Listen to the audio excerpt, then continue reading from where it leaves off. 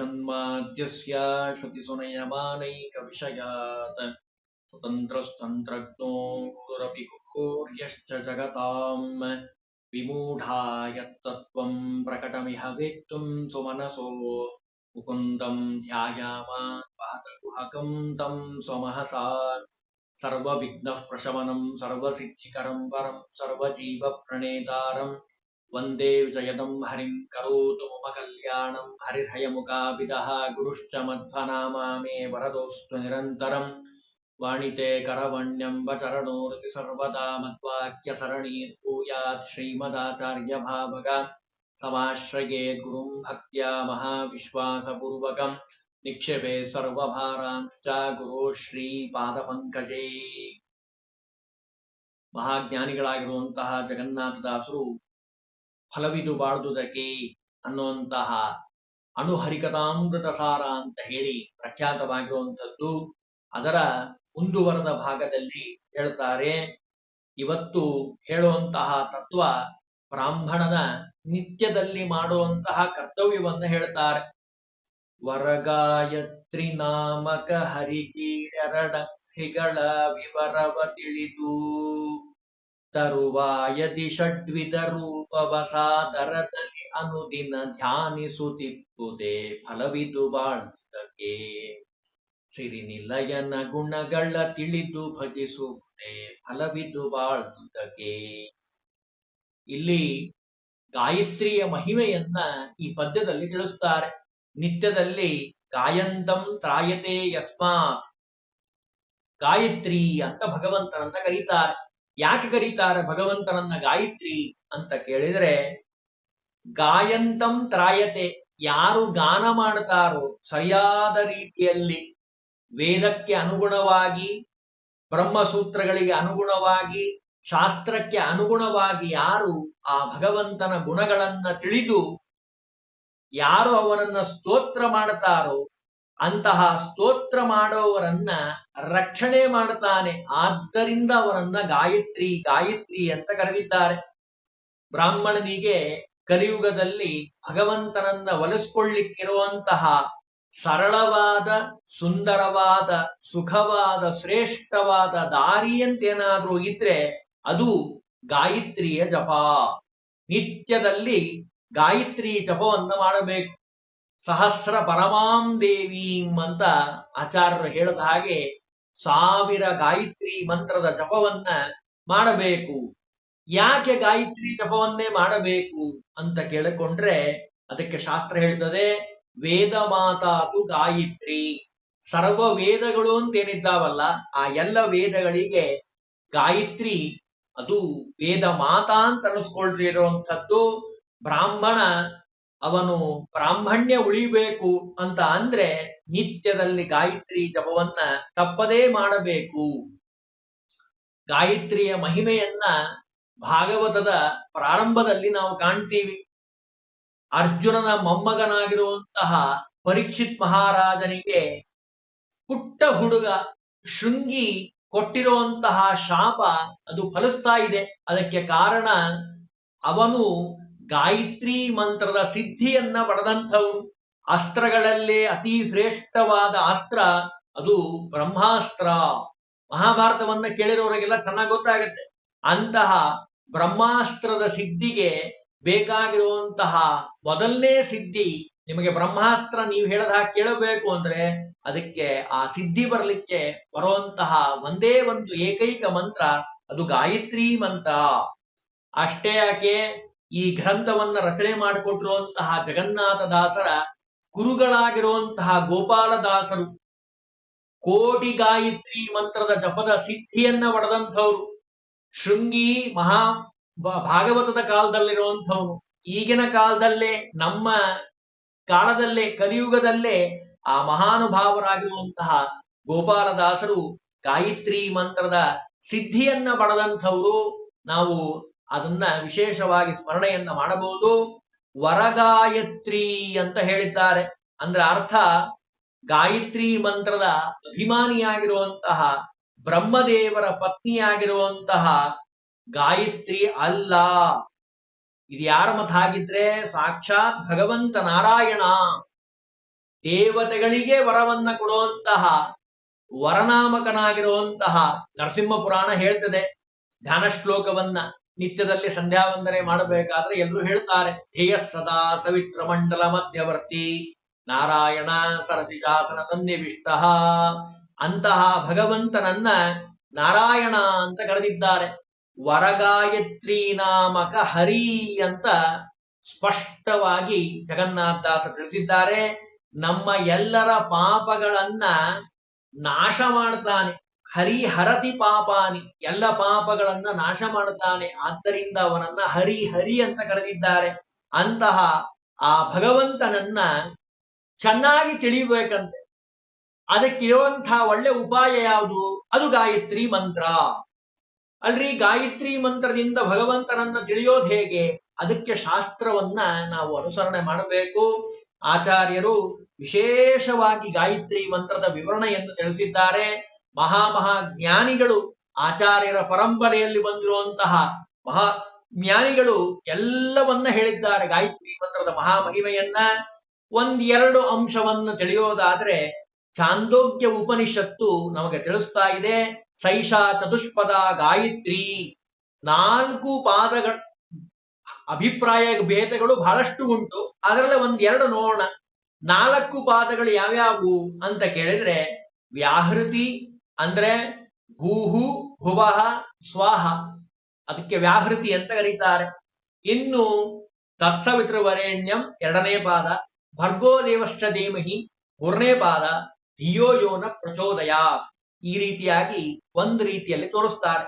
ಇನ್ನು ಬೃಹತ್ ಭಾಷ್ಯದಲ್ಲಿ ಚತುರ್ಥ ಪಾದೋ ಗಾಯತ್ರ್ಯ ಪ್ರಣವ ಸಮುದೀರಿತ, ಈ ರೀತಿಯಾಗಿಯೂ ತಿಳಿಬಹುದು. ಹೇಗೆ ಅಂತ ಕೇಳಿದ್ರೆ, ಓಂಕಾರವನ್ನ ಸೇರಿಸಿದ್ರೆ ವ್ಯಾಹೃತಿಯಿಂದ ನಾನೀಗ ಹೇಳಿದ್ನಲ್ಲ 4 ಪಾದಗಳಾಗ್ತಾ ಇದ್ದಾವೆ.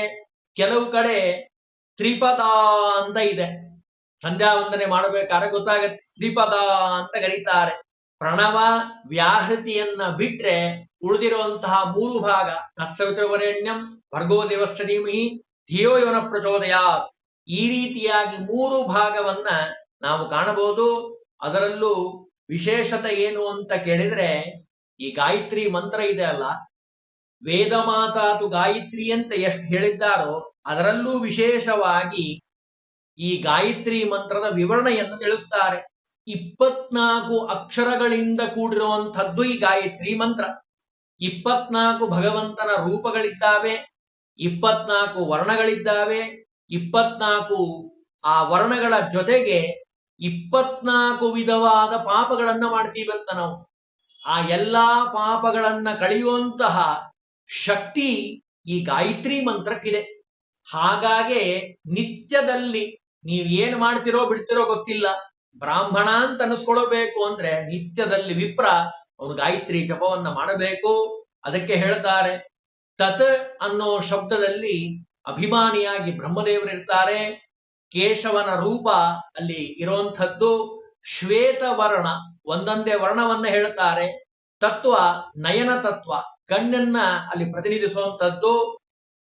ಆ ಮಂತ್ರದ ಆ ಜಪವನ್ನ, ಆ ಶಬ್ದವನ್ನ ಜಪ ಮಾಡಿದ್ರೆ ವಿಶೇಷವಾಗಿ ಬ್ರಹ್ಮಹತ್ಯಾ ದೋಷ ಹೋಗ್ತಾ ಇದೆ. ಅಲ್ರಿ ಯಾಕೆ ಮಹತ್ವ ಕೊಟ್ಟಿದ್ದಾರೆ ಅಂತ ಕೇಳಿದ್ರೆ, ಅಗ್ನಿ ಪುರಾಣದಲ್ಲಿ ಒಂದು ವಿಶೇಷವಾದ ಅಂಶವನ್ನು ತಿಳಿಸ್ತಾರೆ. ಗಾಯತ್ರಿಯ ಮುಖದಲ್ಲಿ ಸ್ವಾಹ ಸದಾ ಸೀತನಾಗಿರುವಂತಹ ಅಗ್ನ್ಯಂತರ್ಗತನಾಗಿರುವಂತಹ ಭಾರತೀಯ ರಮಣ ಮುಖ್ಯ ಪ್ರಾಣ ಅಂತರ್ಗತ ಹರಣೀಪತಿ ಪರಶುರಾಮ ದೇವರು ಇರ್ತಾರಂತೆ. ಅವರನ್ನ ಪ್ರಾರ್ಥನೆ ಮಾಡಬೇಕಂತೆ.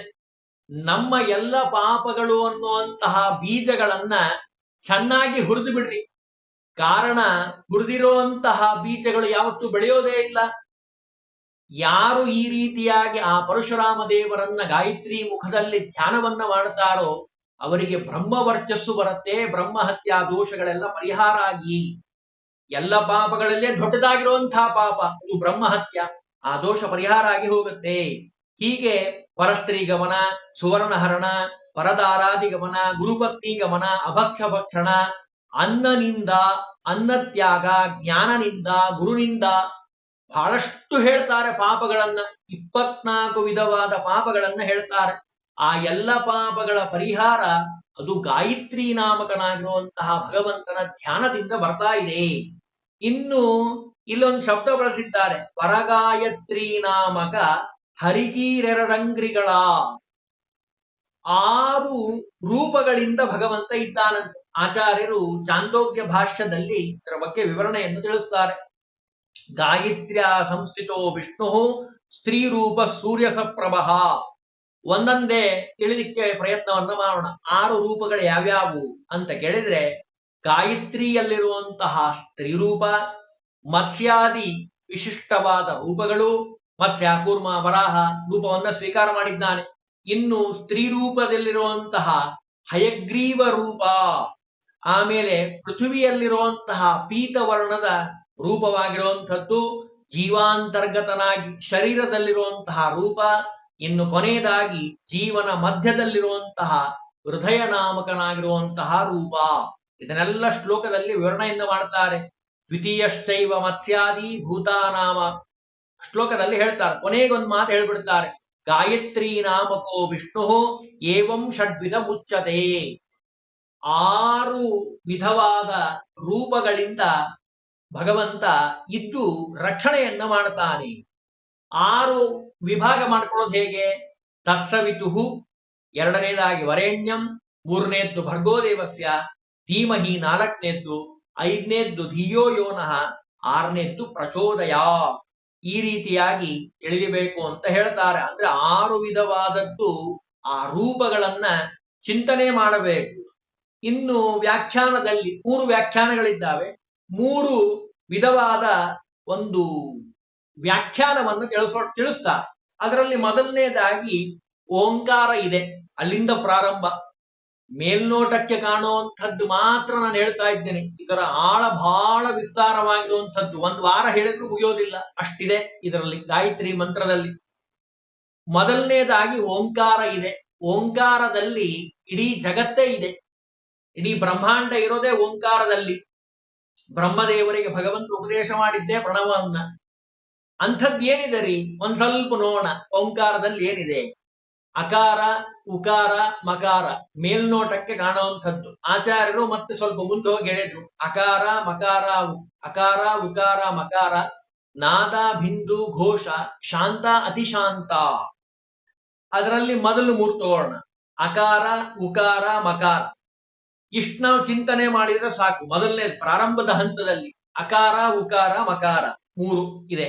ಅದಕ್ಕೆ 3 ವರ್ಣಗಳಿದ್ದಾವೆ. ಅಕಾರ ಶ್ವೇತವರ್ಣ, ಇನ್ನು ಉಕಾರ ಪೀತವರ್ಣ, ಮಕಾರ ಲೋಹಿತ ವರ್ಣ.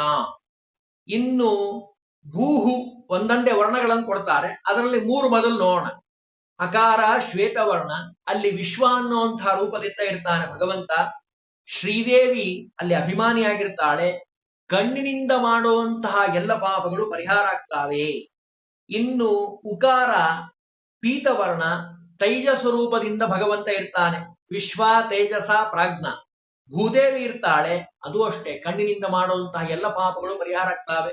ಯಾವುದನ್ನ ನೋಡ್ಬೇಡ್ರಿ ಅಂತ ಶಾಸ್ತ್ರ ಹೇಳ್ತದೋ ಅದನ್ನೇ ಮತ್ತು ನಾವು ನೋಡ್ತೀವಿ. ಯಾವುದನ್ನ ನೋಡಬಾರ್ದು ಅಂತ ಶಾಸ್ತ್ರ ಹೇಳಿದನೋ ಅದರ ಬಗ್ಗೆ ಆಸಕ್ತಿ ಜಾಸ್ತಿ, ಕೇಳೋದು ಜಾಸ್ತಿ, ನೋಡೋದು ಜಾಸ್ತಿ, ಅದರ ಕಡೆನೇ ಗಮನ.